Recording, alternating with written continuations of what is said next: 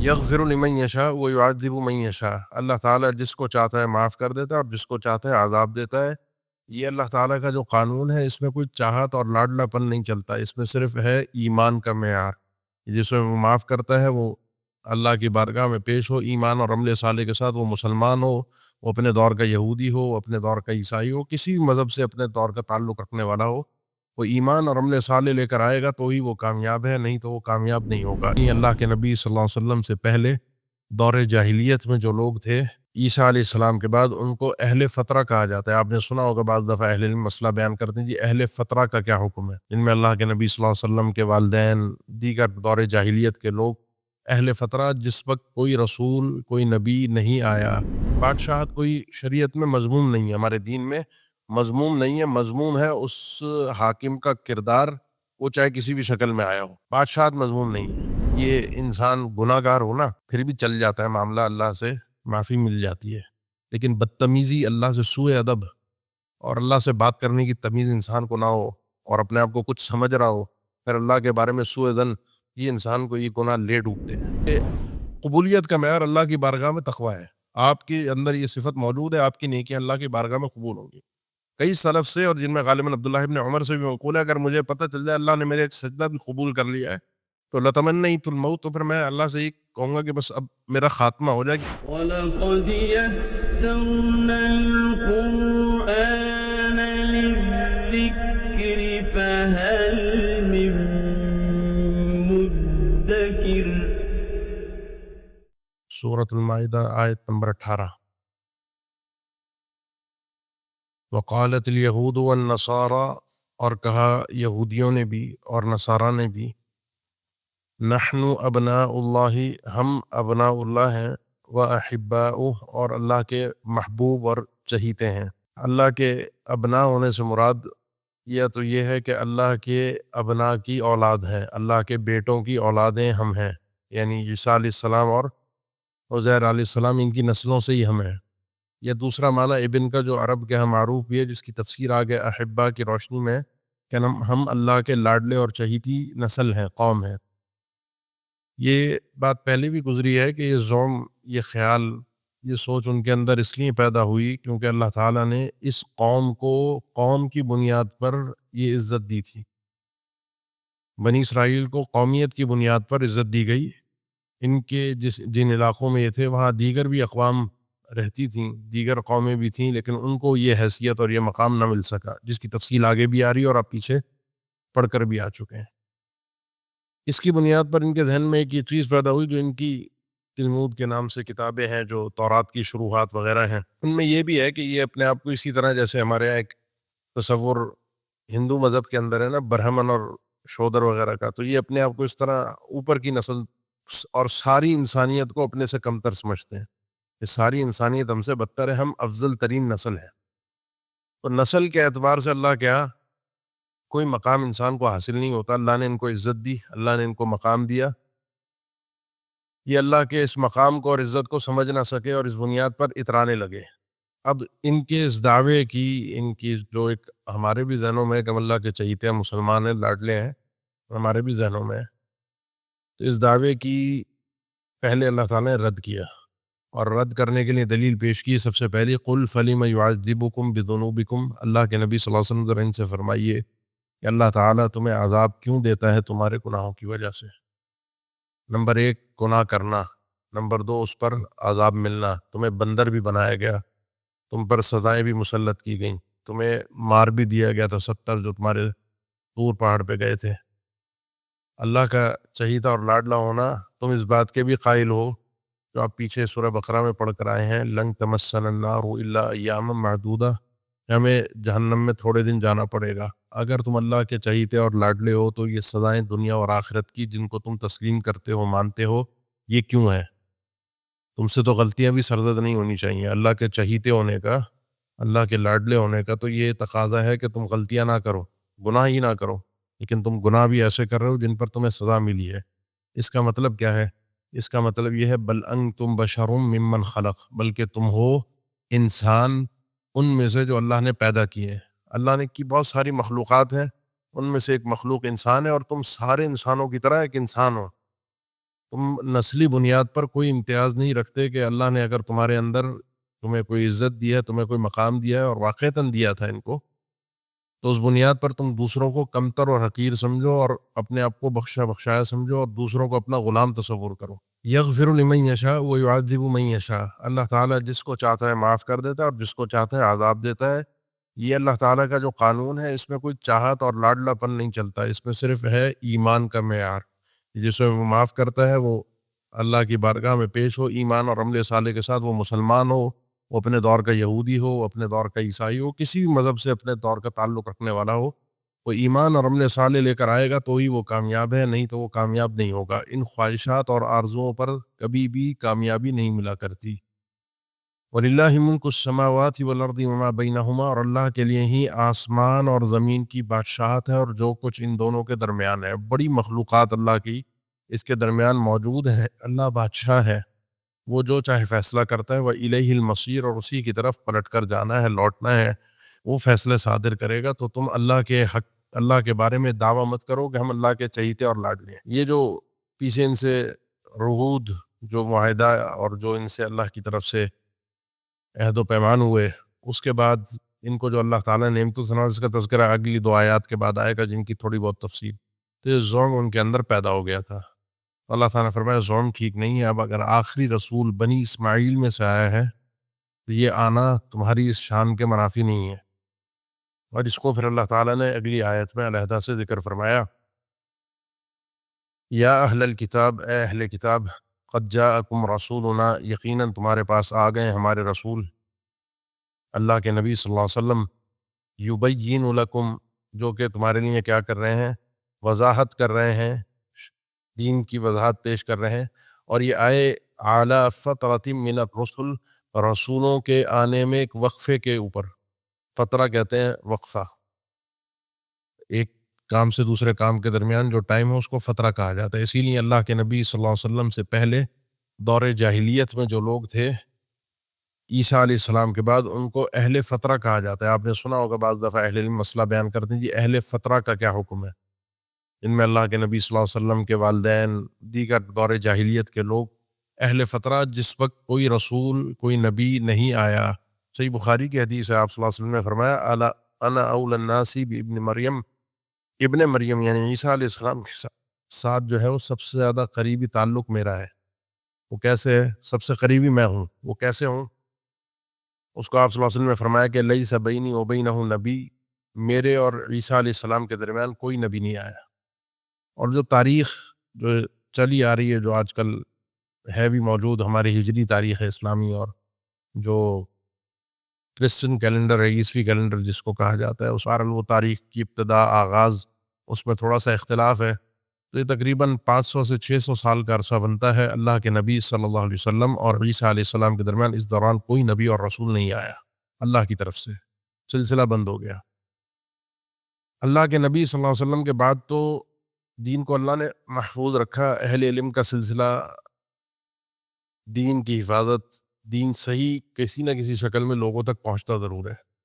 اس دوران جو ہے، یہ جو عیسیٰ علیہ السلام اور اللہ کے نبی صلی اللہ علیہ وسلم کے درمیان کا جو وقت تھا، اس دوران دینی تعلیمات مسخ ہو گئی تھی، بالکل دین ناپید تھا، بہت کم لوگوں کے پاس صحیح خالص دین تھا، انبیاء نہیں تھے، کیونکہ پہلے یہ کام انبیاء کا ہوتا تھا، دین مٹ چکا تھا، جہالت عام تھی، اخلاقیات کے اعتبار سے بھی، حقوق اللہ کے اعتبار سے بھی، شرک بھی تھا، بدعات بھی تھی، جنگ و جدال بھی تھا، اور لوٹ مار بھی تھی، ڈاکو بنے ہوئے تھے، قتل و غارت، چھوٹی چھوٹی بات پہ لڑنا۔ اس شدت کے وقت میں اللہ تعالیٰ نے، جس وقت ایک انسان مایوس ہو جانا کہ اب کچھ ہو ہی نہیں سکتا، بیڑا غرق ہو گیا، جیسے ہم مایوس ہیں پاکستان کا بیڑا غرق ہو گیا، اب کوئی اس کو سدھار ہی نہیں سکتا، اس شدت کے عالم میں، اس شدت کے جہالت کے اندر اللہ کے نبی صلی اللہ علیہ وسلم کی بعثت ہوئی، تو اس کو ماننا، اللہ کے نبی صلی اللہ علیہ وسلم کی رسالت کو تسلیم کرنا، یہ زیادہ ضروری تھا۔ تو اللہ کے نبی صلی اللہ علیہ وسلم بالکل وضاحت سے ان چیزوں کو پیش کر رہے ہیں، اعلیٰ فترہ آئے ہیں، وقفے کے بعد آئے ہیں، اور آئے اس لیے ہیں کہ تم یہ نہ کہو کل قیامت کے دن، ان تقولوا ما جاءنا من بشیر ولا نذیر، کہ تم یہ کہو کہ نہیں آیا ہمارے پاس نہ ہی کوئی بشیر اور نہ ہی کوئی نذیر۔ بشیر کہتے ہیں خوشخبری دینے والا، اور نذیر کہتے ہیں ڈرانے والا، خوشخبری دینے والا اہل ایمان کو اور ڈرانے والا اللہ کے باغیوں کو۔ فقد جاءکم بشیر و نذیر، اب یقین تمہارے پاس بشیر اور نذیر آ گئے ہیں اللہ کے نبی صلی اللہ علیہ وسلم۔ اور داعی کا یہی کام ہوتا ہے کہ جب گفتگو کرے تو اپنی گفتگو کے اندر دونوں پہلوؤں کو، جب بھی آپ کسی کو سمجھائیں، دین کی کوئی بھی تعلیم، کوئی بھی بات، بچوں کو تربیت، کسی بھی معاملے کے اندر دونوں پہلو ساتھ میں ہونے چاہیے۔ ڈر بھی ہونا چاہیے اور خوشخبری بھی ہونی چاہیے، کبھی کسی چیز کی لالچ بھی دیں اور کبھی کسی چیز سے ڈرائے بھی، اسی کے ساتھ ہی تربیت صحیح معنی میں ممکن اور مکمل ہوتی ہے۔ واللہ علی کل شیء قدیر، اور اللہ تعالی ہر چیز پر پوری طاقت رکھنے والا ہے۔ تو یہ رسول آ گئے ہیں، ان کی تعلیمات کو ماننا۔ یہ جو مناظرہ ایک اہل کتاب سے چل رہا تھا، جس میں مسلمانوں کو بھی ایک نصیحت تھی کہ اللہ نے ان سے بھی وعدے لیے، انہوں نے ان وعدوں کو توڑا اور ان پر اللہ نے لعنت فرمائی، اور ان کے اوپر لعنت ہونے کی وجہ سے اللہ کی اس رحمت سے دور ہو گئے جو مقام اور مرتبہ اللہ تعالیٰ نے ان کو عطا فرمایا تھا۔ اب اس کے بعد اس مقام اور مرتبے کی تھوڑی سی وضاحت ہے، اور اس دنیا میں شرعی اعتبار سے جو اللہ کے لیے پہلا قتال ہے، اللہ کے لیے پہلی دفعہ انسانوں سے لڑنا ہے، پہلی دفعہ لوگوں کو قتل کرنا ہے اللہ کے نام پر، اس کی تاریخ آپ کے سامنے ذکر ہو رہی ہے۔ اب دو واقعے ذکر ہوں گے، ایک میں ہے اللہ کے نام پر پہلی دفعہ لڑنا، جہاد جس کو کہتے ہیں، اور ایک ہے پہلی دفعہ انسانیت میں قتل کا ہونا، ناحق قتل۔ میں نے ذکر کیا تھا کہ یہ صورت جو ہے، اس کا کل مضمون جو ہے وہ انسانی وجود کی حفاظت ہے، جس میں سب سے انسانی وجود کو سب سے زیادہ نقصان جو آخری اس کے اوپر ارتدا ہوتا ہے وہ ہے قتل کی صورت میں۔ وہ اگر اللہ کے نام پر ہے، جہاد کے نام پر ہے، تو اس کا آغاز بھی اللہ تعالیٰ نے ذکر فرمایا ہے، اور اگر ناحق قتل ہے تو اس کی تاریخ کا بھی اللہ تعالیٰ نے ذکر فرمایا ہے۔ تو اس میں اللہ فرمایا موسیٰ علیہ السلام کے حوالے سے، قال موسیٰ لقومہ، جب موسیٰ علیہ السلام نے اپنی قوم کے لوگوں سے کہا، یا قومی، اے میری قوم کے لوگوں، اپنی قوم سے مخاطب ہے، اپنی قوم سے بڑے محبت والے لہجے میں گفتگو کر رہے ہیں، اپنی اپنائیت کا اظہار کر رہے ہیں۔ نعمت اللہ علیکم، یاد کرو اللہ کی نعمتوں کو جو اللہ نے تم پر کی ہے۔ انسان کو اللہ کی نعمتیں گن کر رکھنی چاہیے اور ان کا شکریہ بھی ادا کرنا چاہیے۔ آپ کم سے کم اپنے محلے میں، اپنے رشتہ داروں میں، اپنے علاقے میں، اپنے بزنس میں بہت سارے لوگ آپ کے ساتھ شراکت دار ہیں، آپ جیسے اور بھی لوگ ہیں جو آپ سیم بزنس کر رہے ہیں، یا آپ جیسے اور لوگ ہیں جو سیم جاب کر رہے ہیں، ان میں کوئی ایسی آپ میں اور ان میں فرق ہو جو اللہ نے آپ کو خصوصی انعام کیا ہے آپ پر اور ان پر نہیں کیا، آپ بھی ان کے جیسے ہیں، تو انسان کو ان چیزوں کو یاد کرنا چاہیے۔ تم بھی انسانوں جیسے ہی تھے، بل انتم بشر ممن خلق، ساری انسانیت کی طرح، لیکن اللہ نے تم پر خصوصی انعامات کیے، اور وہ انعامات کیا تھے؟ سب سے پہلا انعام اذ جعل فیکم انبیاء، جب یہ یاد کرو کہ جب اللہ تعالیٰ نے تمہارے درمیان انبیاء بنائے ہیں، یہ بھیجنا انبیاء اللہ کا کام ہے، اور یہ سب سے پہلی نعمت جو اللہ تعالیٰ نے ذکر فرمائی کہ تمہاری اصلاح کرنے والے، تمہاری آخرت کو سدھارنے والے، آخرت میں تمہیں کامیاب بنانے کے لیے راستہ دکھانے والے انبیاء تھے۔ یہ اللہ تعالیٰ نے تمہارے درمیان تسلسل رکھا، اور میں نے پہلے بھی ذکر کیا تھا قرآن مجید میں اللہ تعالیٰ نے ابراہیم علیہ السلام کے بعد جتنے انبیاء بھیجے ان کی نسل میں سے تھے۔ وجعلنا فی ذریتہ النبوۃ والکتاب، اور سورہ 25 پارے میں سورہ زخرف میں اللہ تعالیٰ نے ذکر فرمایا وَلَقَدْ آتَيْنَا بَنِي إِسْرَائِيلَ الْكِتَابَ وَالنُّبُوَّةَ وَرَزَقْنَاهُم مِّنَ الطَّيِّبَاتِ وَفَضَّلْنَاهُمْ عَلَى الْعَالَمِينَ، ہم نے بنی اسرائیل کے اندر کتاب، حکمت، حکم، فیصلہ سازی، قوت، ان کو اللہ تعالیٰ نے رزق کی فراوانیوں سے نوازا اور ان کو تمام جہان کے لوگوں پر فضیلت دی۔ اس وقت ساری بڑی بڑی ثقافتیں تھیں، مصر کی ثقافت تھی، چین کی ثقافت تھی، یا آپ کی ہند کی ثقافت، بڑی بڑی قومیں اس وقت دنیا کے اندر آباد تھیں، لیکن جو مقام اللہ نے ان کو دیا وہ کسی اور کو نہ مل سکا، کیونکہ ابراہیم علیہ السلام کے بعد کوئی اور نبی کسی بھی قوم میں نہیں آیا، انہی کے پاس انبیاء آئے ہیں، اور اللہ تعالیٰ نے ان کو بڑی عزت دی، انہی 12 قبیلوں کو، یہ 12 جو یعقوب علیہ السلام کی اولادیں تھیں۔ تو پہلے اللہ نے تمہیں فوقیت دی کہ تمہاری دین کی اصلاح کے لیے، پھر تمہاری دنیا کی اصلاح کے لیے وجعلکم ملوکا، تمہیں اللہ نے بادشاہ بھی بنایا، تمہارے اندر مستقل بادشاہت کا ایک سلسلہ چلتا رہا۔ یہ اللہ نے احسان کے طور پر ذکر کیا کہ تمہارے اندر بادشاہوں کا آنا، یہ اللہ کا احسان ہے۔ اور دو چیزیں سمجھ لیں کہ بادشاہ اللہ نے بنائے، وجعلکم ملوکا، جیسے انبیاء اللہ نے بنائے ویسے بادشاہ بھی اللہ نے بنائے۔ تو یہ عطائیں ہوتی ہیں، اللہ کی حکومت جو ہوتی ہے وہ اللہ کی عطا ہوتی ہے، نمبر 1 یہ ہے۔ نمبر 2 یہ ہے کہ بادشاہت کوئی شریعت میں مذموم نہیں ہے، ہمارے دین میں مذموم نہیں ہے، مذموم ہے اس حاکم کا کردار، وہ چاہے کسی بھی شکل میں آیا ہو، بادشاہت مذموم نہیں ہے۔ اور انبیاء بغیر بادشاہ بنے دیگر عام انسانوں کی بادشاہت کے اندر بھی رہے ہیں بنی اسرائیل میں. یعنی انبیاء اس لیے نہیں آئے کہ وہ بادشاہت کا یا حکومت کا حصول کرے. یعنی اللہ نے انبیاء کو, لوگوں کو یہ حکم ہی نہیں دیا کہ تم حکومت کی تقاضوں میں لگ جاؤ. آپ پیچھے پڑھ کر آئے الم تر الی الملأ من بنی اسرائیل من بعد موسیٰ, سورہ بقرہ کے اندر جب یہ واقعہ گزرا تھا, الم تر الی الملأ من بنی اسرائیل من بعد موسیٰ علیہ السلام کے بعد ایک بنی اسرائیل کی ایک جماعت تھی, انہوں نے کہا کہ ہمیں کوئی بادشاہ, ہمارا کوئی لیڈر مقرر ہو جائے. وقال لهم نبیہم ان اللہ قد بعث لکم طالوت ملکا, تو اس دور کے نبی نے ان سے کہا کہ اللہ تعالیٰ نے تمہارے لیے طالوت کو بحیثیت بادشاہ مقرر کر دیا ہے. نبی اور ہے اور بادشاہ اور ہے, جس کی قیادت میں وہ لڑیں گے, جس کی قیادت میں وہ جہاد کریں گے. یہ ممکن ہے یہ چیز ہو سکے. اور دین اسلام نے بھی کوئی سری نص میں طریقہ کار موجود نہیں ہے کہ حکومت حاکم کے اختیار کا طریقہ کار کیا ہے. اللہ کے نبی صلی اللہ علیہ وسلم نے کسی صحیح حدیث میں کوئی آیت میں ہمیں کوئی طریقہ کار بتایا گیا کہ حکومت بنانے کا طریقہ کار کیا ہوتا ہے. اللہ کے نبی معاملے کو کھلا چھوڑ گئے, اشارات دے گئے. ابو بکر صدیق رضی اللہ تعالیٰ عنہ کی تعیین کے اشارے تھے, صراحت نہیں تھی, بالکل کھلی صراحت ہوتی وہ نہیں تھی, لیکن اشارے تقریباً صراحت جیسے تھے. ابو بکر رضی اللہ عنہ نے متعین کیا میرے بعد عمر ہوں گے. عمر نے اپنے بعد 6 لوگ منتخب کیے کہ ان میں سے کوئی ایک ہو گئے, اہل شورا مشورہ کر لیں. اس کے بعد ان کے مشورے میں 2 نام ٹھہرے تھے, سیدنا عثمان کا اور سیدنا علی کا رضی اللہ تعالیٰ عنہما. سیدنا عثمان پہلے بن گئے, آگے مشاورت کی ضرورت ہی نہیں تھی, کیونکہ ان 6 میں سے دوسرا نام جو ہے وہ سیدنا علی کا تھا, تو سیدنا عثمان کے بعد سیدنا علی خلیفہ منتخب ہو گئے. اس کے بعد سیدنا علی رضی اللہ تعالیٰ عنہ نے سیدنا حسن کو اپنے بعد اپنا جانشین مقرر کیا.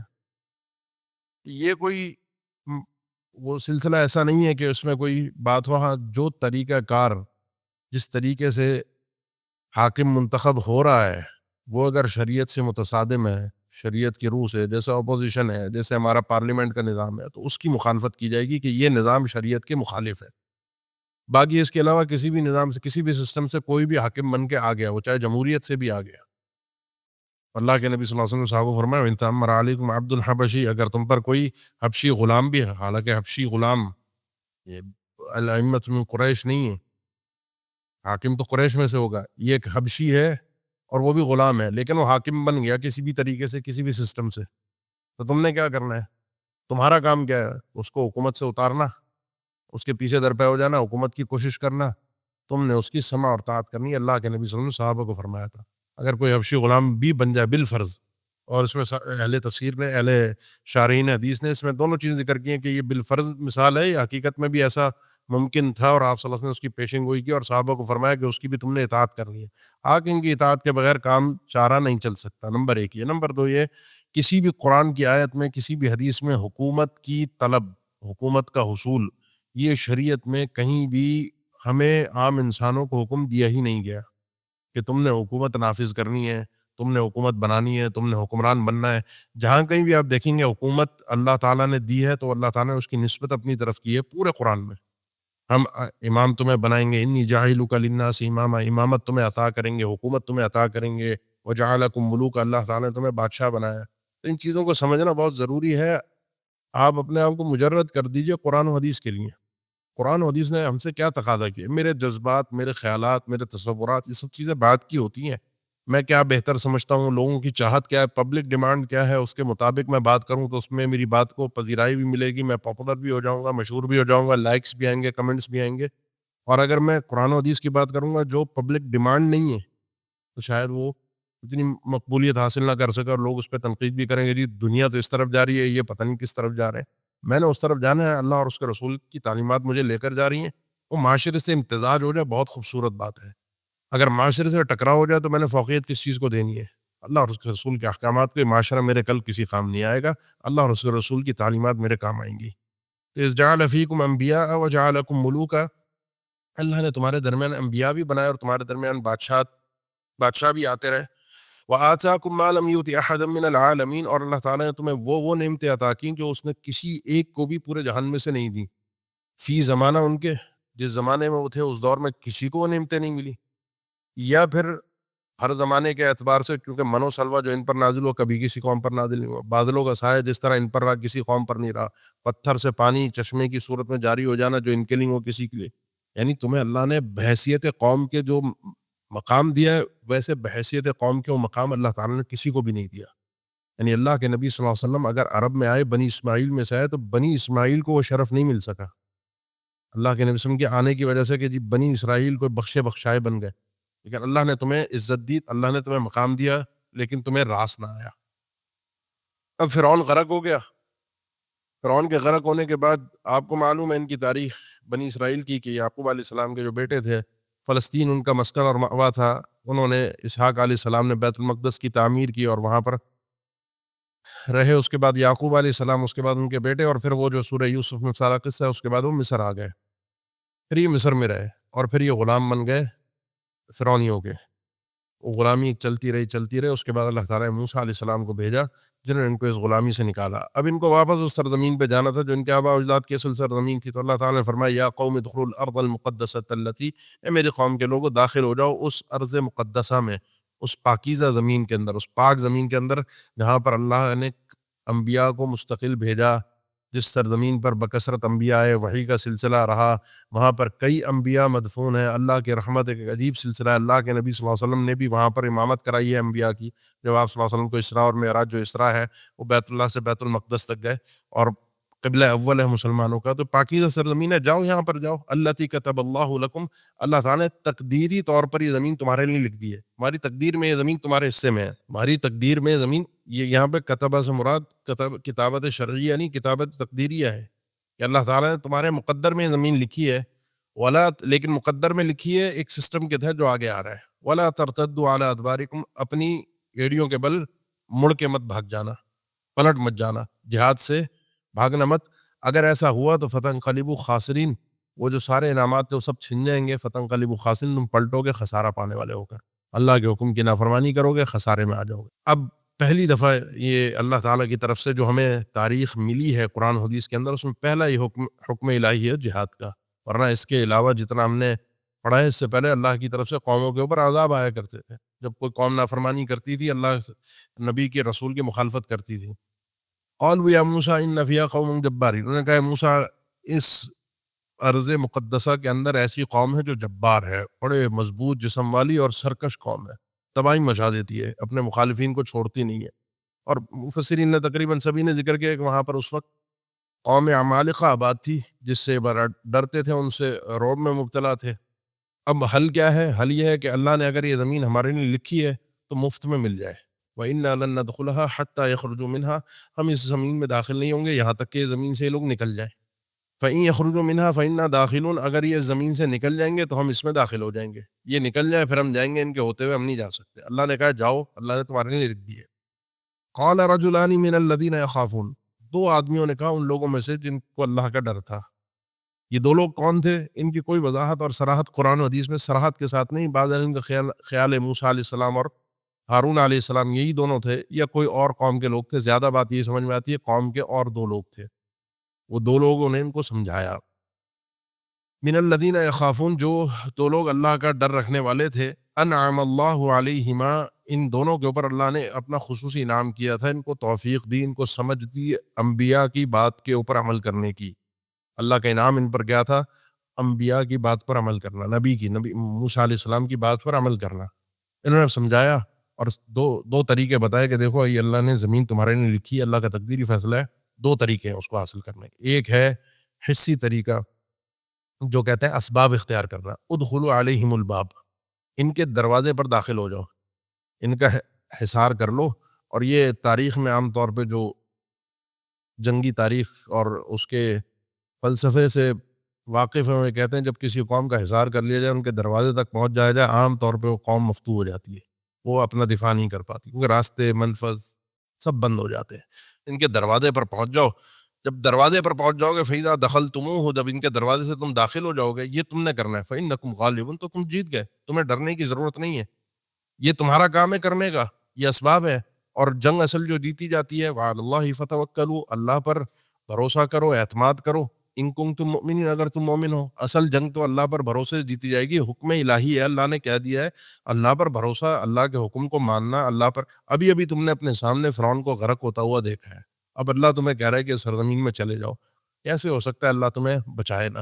بس تم نے یہ کرنا ہے جو تمہیں طریقہ ہے لڑنے کے لیے، آگے تو بڑھو، لڑنے کے لیے تیار تو ہو، اس کے بعد اللہ تمہیں فتح دے دے گا۔ کہنے لگے نہیں، اس سمجھانے کے باوجود بھی آپس میں ہی، وہ تو دو نبیوں کی بات تھی نا جن پر اللہ کی طرف سے وحی آ رہی ہے، موسیٰ علیہ السلام، ہارون علیہ السلام، یہ دو عام لوگ تھے، انہوں نے بھی سمجھایا، نہیں سمجھ میں آئی۔ اب اس کے بعد یہ ایک تو نافرمانی، پھر اللہ کے اوپر سوء ظن اور سوء ادب، تین چیزیں جمع ہوئی ان کے سامنے۔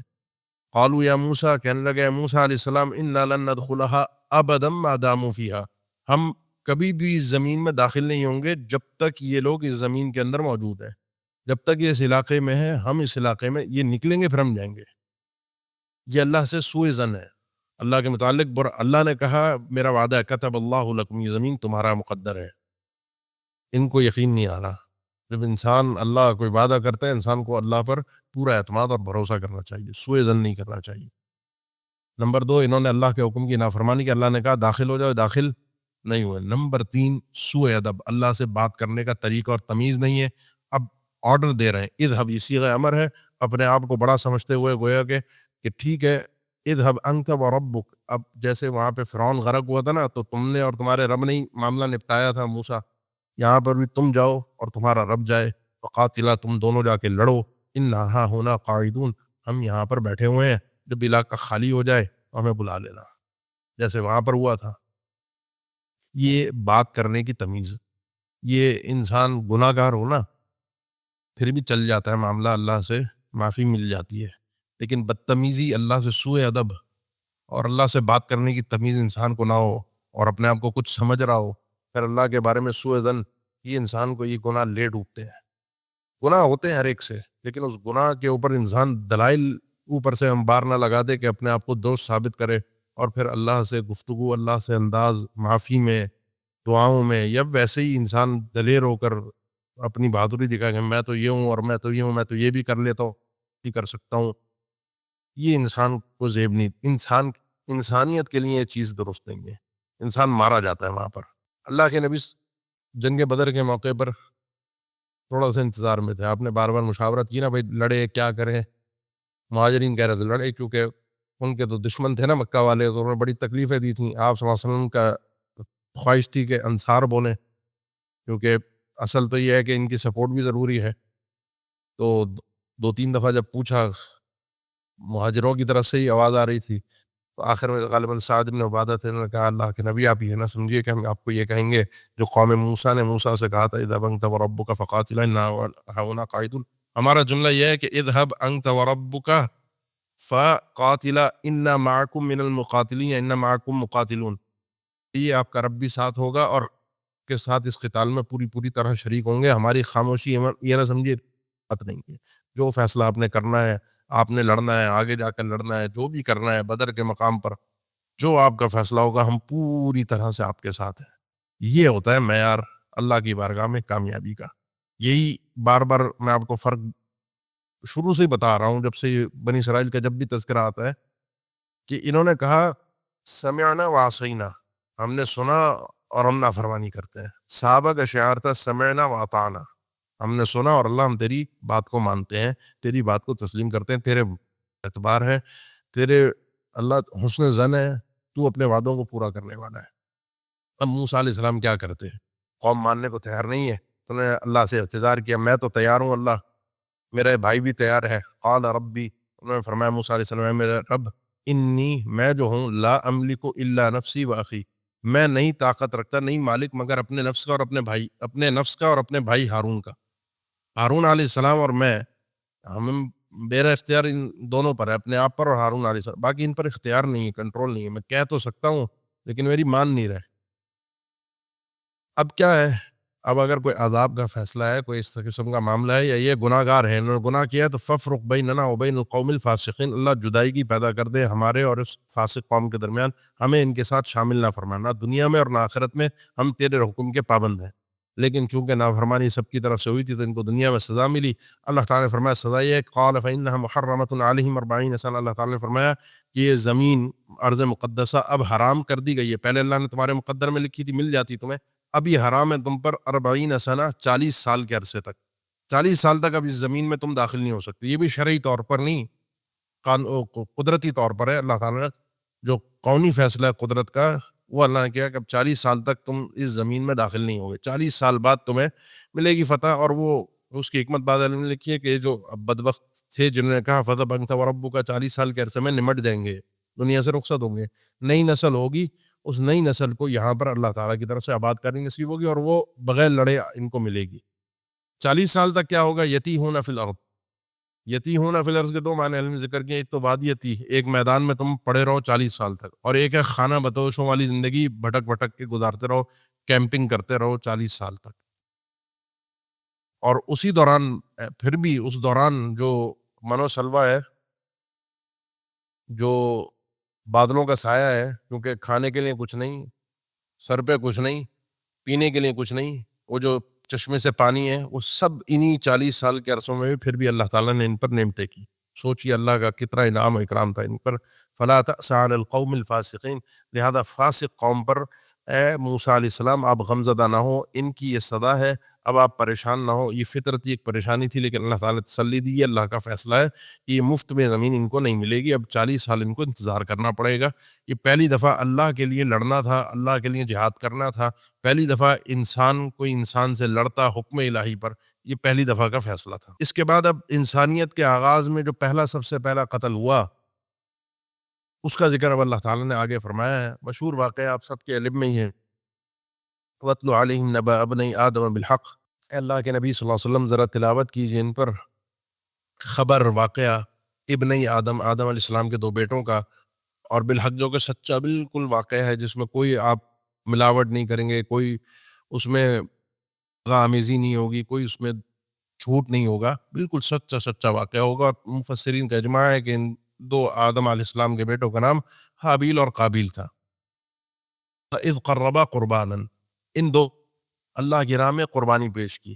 وہ کیا تھی اس کی کوئی تفصیل صراحت کے ساتھ نہیں، ابن عباس رضی اللہ تعالیٰ عنہ سے منقول ہے کہ حابیل نے ایک جانور پیش کیا، کبش، مینڈا، اور قابیل نے جو ہے وہ کھانے میں، جس میں بعض علم نے ذکر کیا ہے کہ گندم پیش کی اللہ کی راہ میں قربانی کے طور پہ۔ فتقبل من احدہما، ان دونوں میں سے ایک کی قربانی قبول ہو گئی، ولم یتقبل من الاخر، دوسرے کی قبول نہیں ہوئی۔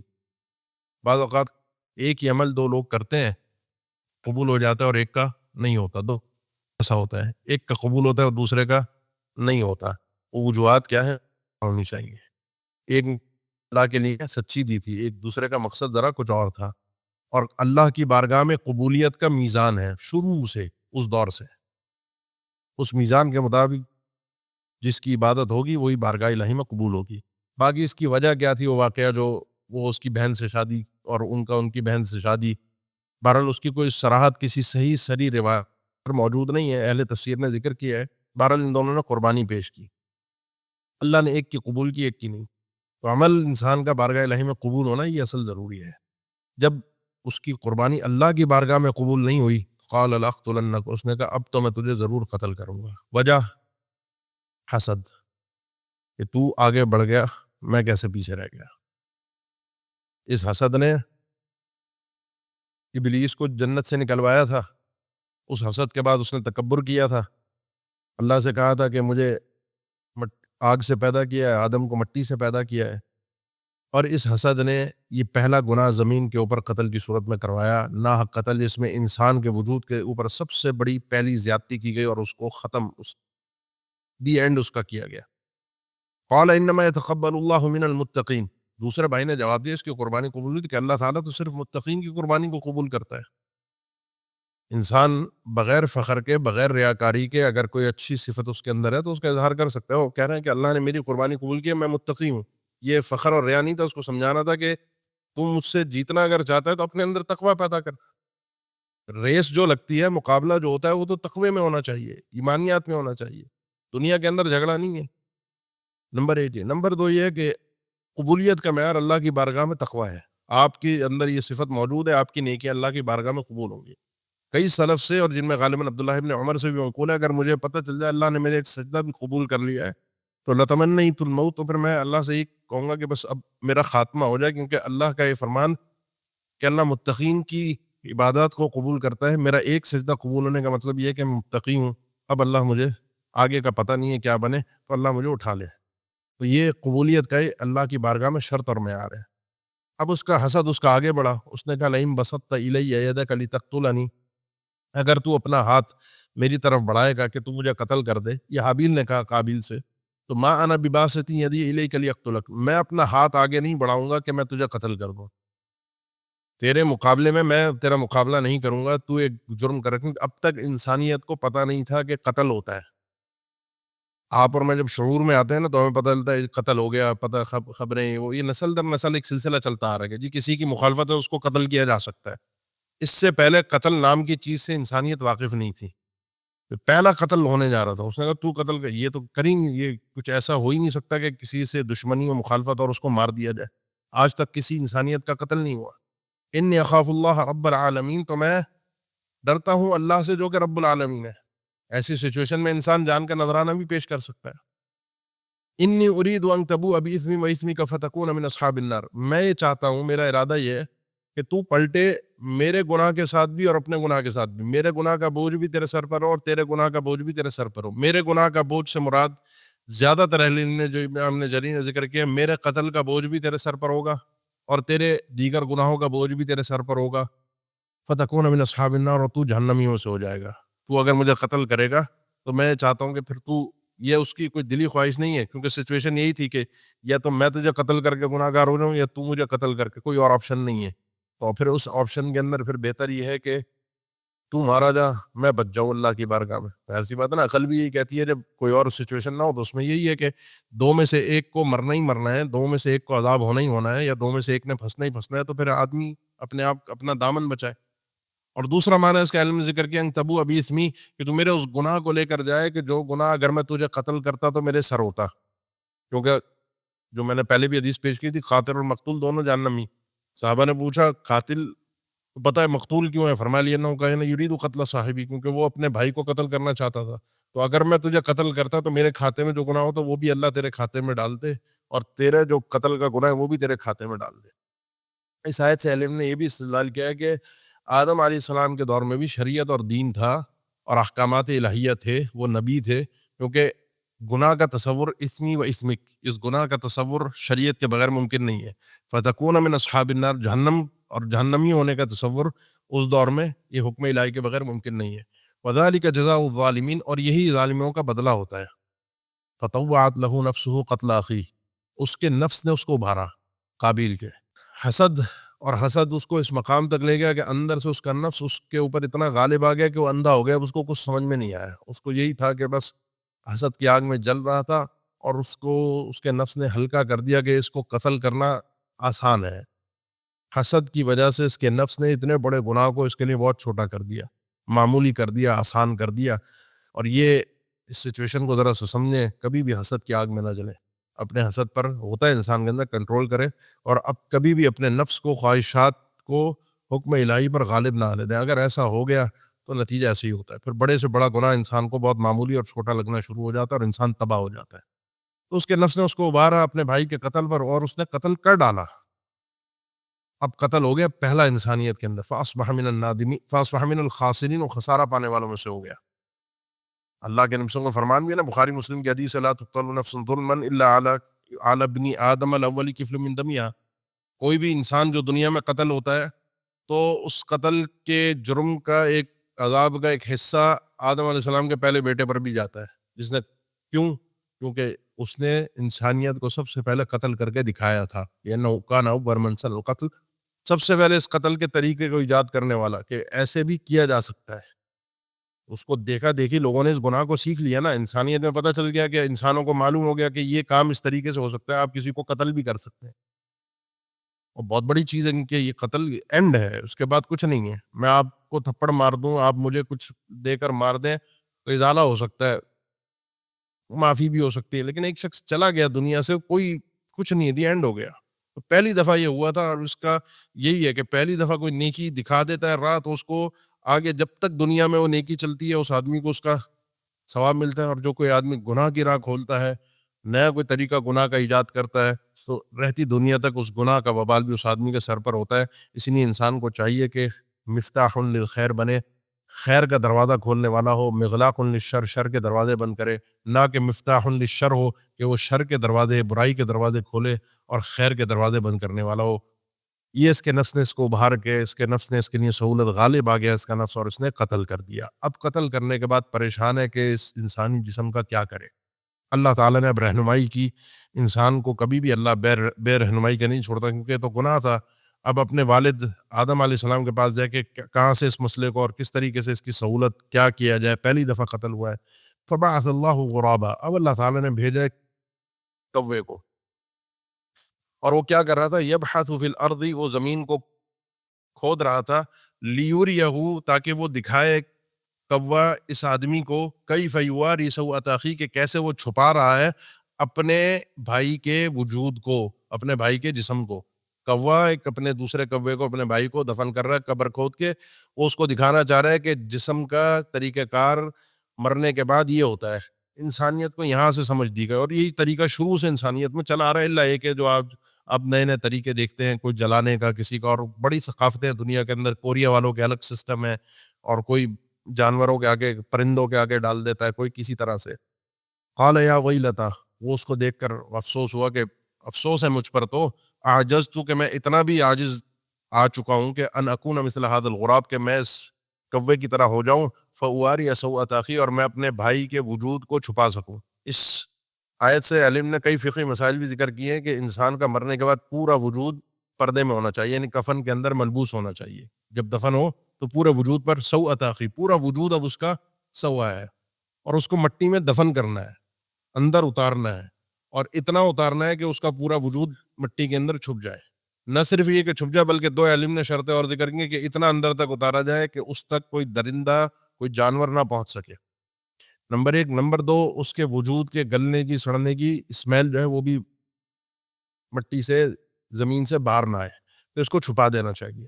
یہ طریقہ اللہ تعالیٰ نے شروع سے انسانیت کو ایک پرندے کے ذریعے سے سکھایا تھا۔ تو اللہ تعالیٰ احکامات کو اس طریقے سے بھی نوازتا ہے، اور یہ چیز چونکہ یہ پرندے، حیوانات اور جانور یہ انسان سے پہلے زمین پر آباد تھے، ان کا بھی وجود تھا، اور ان کے وجود کے ساتھ بھی وہی معاملات ہوتے ہیں، گلنے، سڑنے کے، خراب ہونے کے، تو ان کے لیے بھی اللہ نے ایک طریقہ رکھا ہوا تھا۔ وہ طریقہ اللہ تعالیٰ نے یہاں سے انسانیت کو اس انداز میں سکھائے، پیغام الہی کا ایک طریقہ ہے۔ فاصبح من النادمین، ہو گیا وہ آدمی نادمین میں سے، شرمساروں میں سے۔ یہاں شرمساری سے کیا مراد ہے؟ وہ توبہ والی شرمساری ہے، تو بھی اس کی توبہ قابل قبول نہیں، کیوں؟ کیونکہ وہ قتل ہو چکا تھا، اور حقوق العباد کا معاملہ ہے۔ اور بعض علم نے ذکر کیا کہ یہاں یہ وہ ندامت نہیں ہے جو گناہ کے بعد انسان کو ندامت ہوتی ہے، یہ وہ ندامت ہے کہ میں اس کے وجود کو دفن تک نہیں کر سکتا، یہ اس پر ندامت تھی، اس کو اپنے گناہ پر ندامت نہیں تھی، بلکہ دفنانے پر ندامت تھی کہ میرے اندر اتنی صلاحیت بھی نہیں، مجھے اتنا بھی نہیں پتا۔